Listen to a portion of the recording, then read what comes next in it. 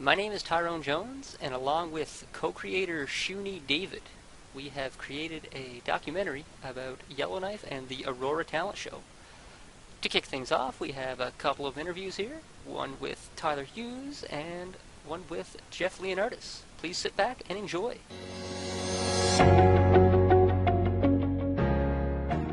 Well, this is the interview for the Aurora talent show, I suppose. Are you going to give me a little name bar and everything? Yeah, thanks for doing this interview, Tyler. Not a problem at all. All right. Quite excited to be here, actually. Yeah, thank you. What did you say? Quite excited to have you. Yeah. So we're just going to ask you a few questions here regarding Yellowknife and the talent show. So, no one said there'd be questions. My name is Tyler Hughes. I hate doing weird things with my hands. And I'm from Eastern Passage, Nova Scotia. I am Jeff Leonardis. I am from Yellowknife. Yellowknife for 2 years now. I've been here my whole life, born and raised, 29 years. Be an electrical apprentice. I'd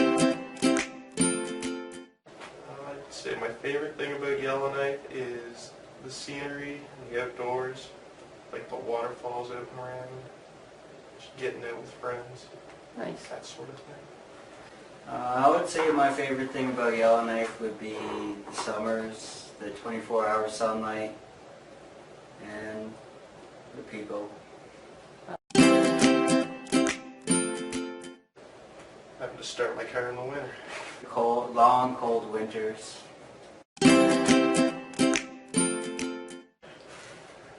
Bullock's Bistro is a very good place to eat. I would have to say one of the newer places in town would be over at the Copper House, but I've always liked the Explorer too. Go with True. That is correct. Congratulations. I cannot say for sure, but I would go say true. Say true. That is correct. There was a lot of good singers and musical acts who performed. Tyrone's comedy was always got me laughing at one point or another. But I would say just getting together with everybody, you know. I would not. Yeah, probably. My two biggest fears are, one, performing in front of people I don't know, and two, performing in front of people I do know. Pretty good juggler. I could probably sing if I really gave it a shot. I don't know off the top of my head. I'll have to come back to you on that one. Alright. There's always something different. It's a good time with good people and just have some good laughs. I don't know why people live here. Good people, good summers, and yeah. It's made me a more outgoing person. I have to do a lot more things for myself. There's no one here to do things for me. And I'm a more bitter person because I just don't like dealing with people. Well, I've been born and raised here, so it has basically made me who I am today, and I'm pretty proud of that. To say that I'm from Yellowknife. Awesome.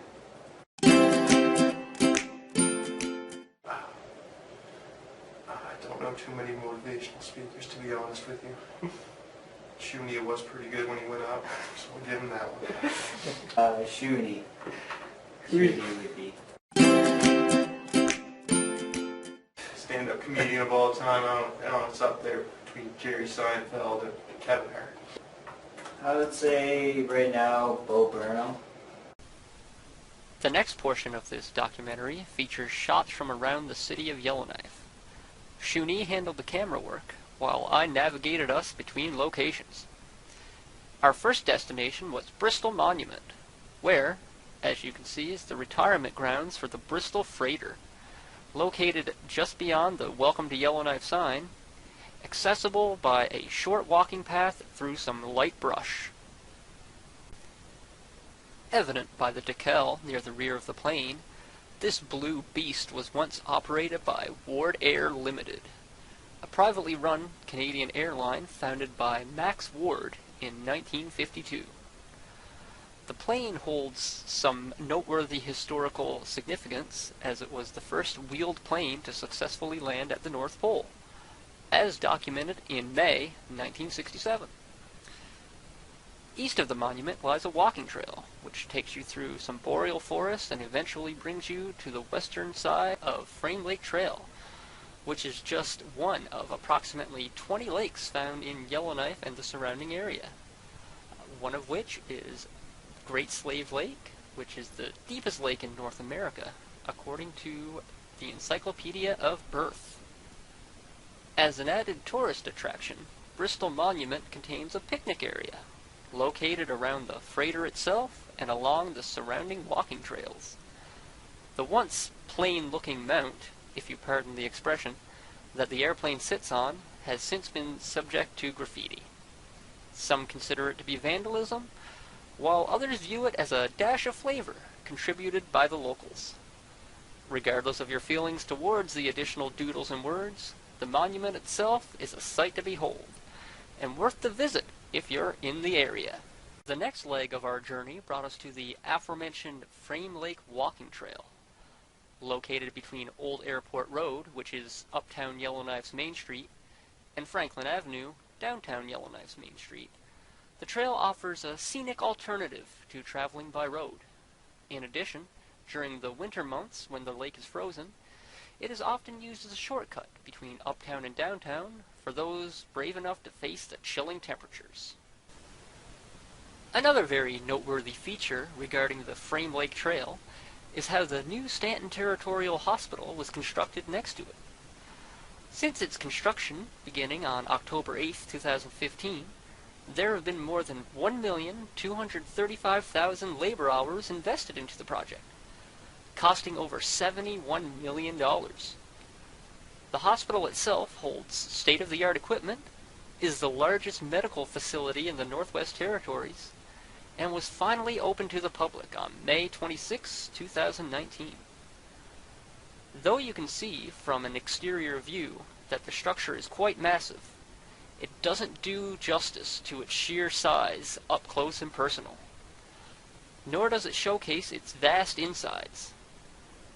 Being 5 stories with a penthouse and basement, it wasn't uncommon for those involved in its creation to lose their way throughout the day, especially when first starting to work there. The construction of the Stanton Territorial Hospital also holds personal significance to Shuni and myself, as our employment during the development of the project was how we met, became friends, and eventually started the Comedy, Motivation, and Thinking Group, which has led to the success of the Aurora talent show and the creation of this film. At this time, I will excuse myself from narrating for a moment and allow you to bask in the glory that is the Stanton Territorial Hospital, a monument to the hard work of the thousands of employees involved in erecting it from the ground up.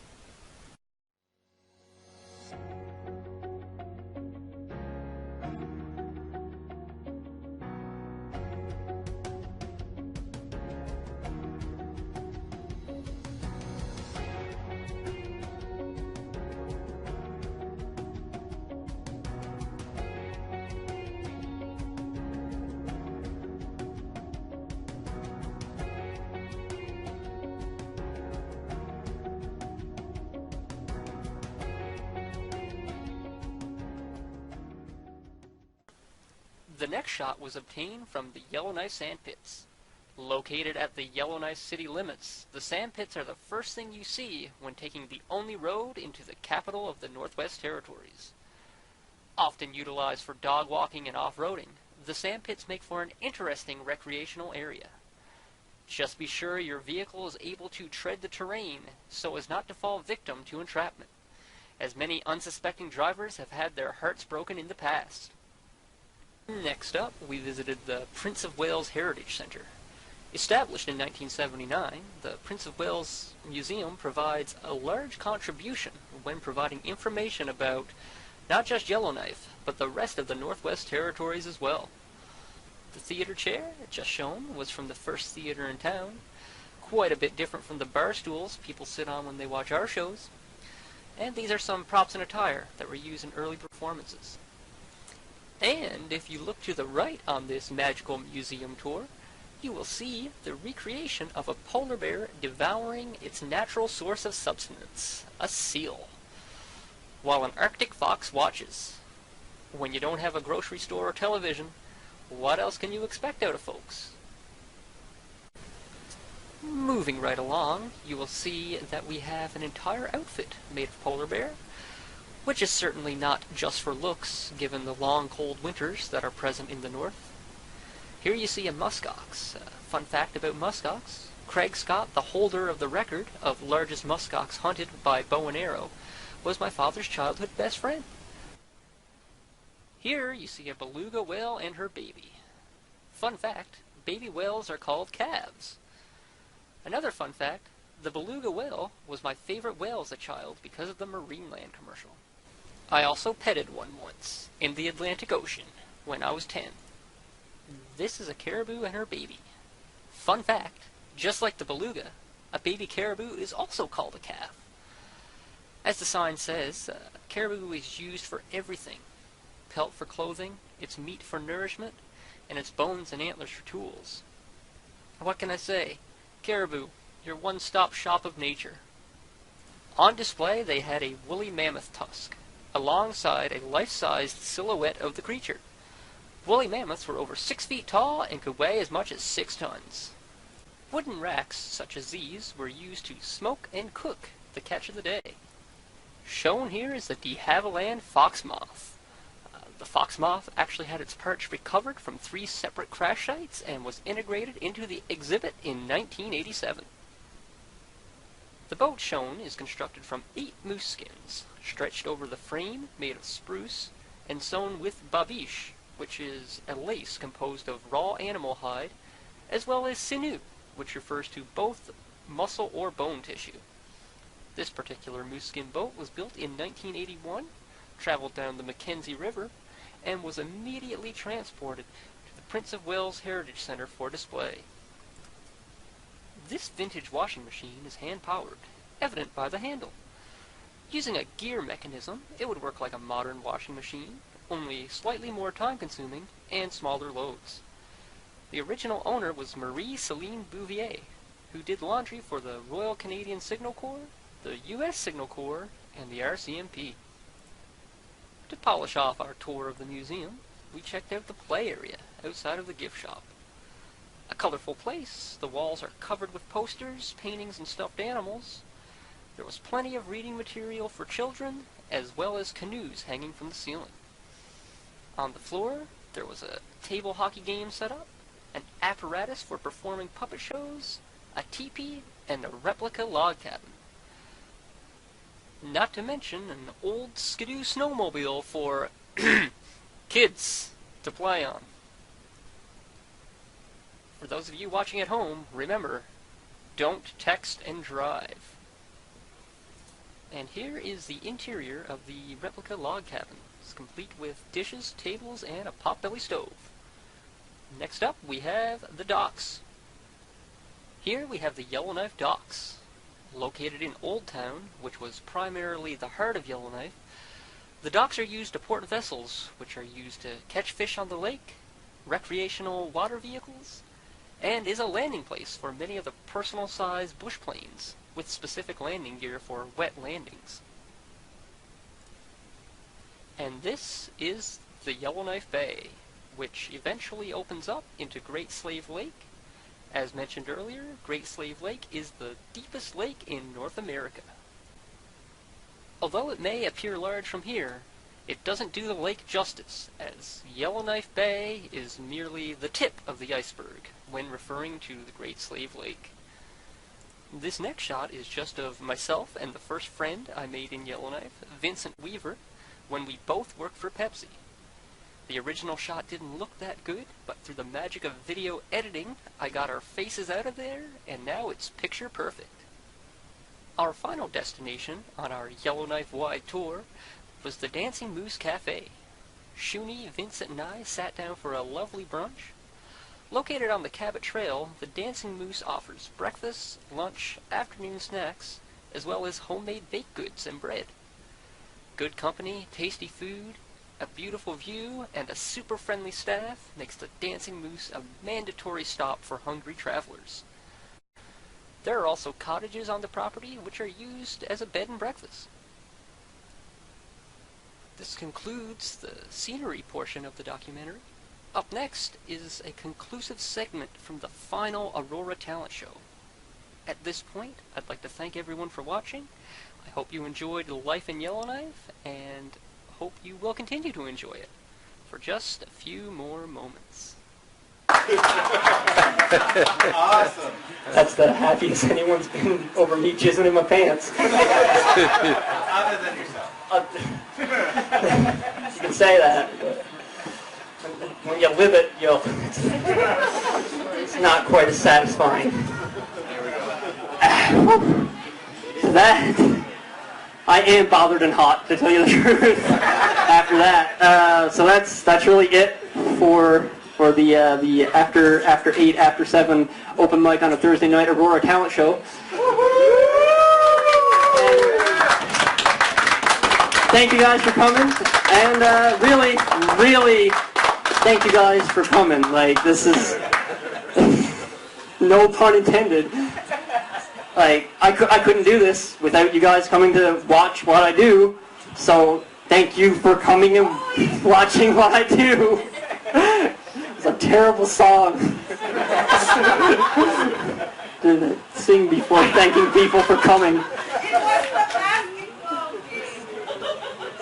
Alright, I would like to think I'm funnier than the basketball game, but not everyone agrees. But no, thank you. Like, I wouldn't be able to do this unless you guys came to watch me do this. And, so that's a vital part. So please give yourselves some love and a round of applause for being such a fucking awesome audience. Super table up here. Pretty much here every week. Maybe 1 or 2 times. The scattered of them may have missed one.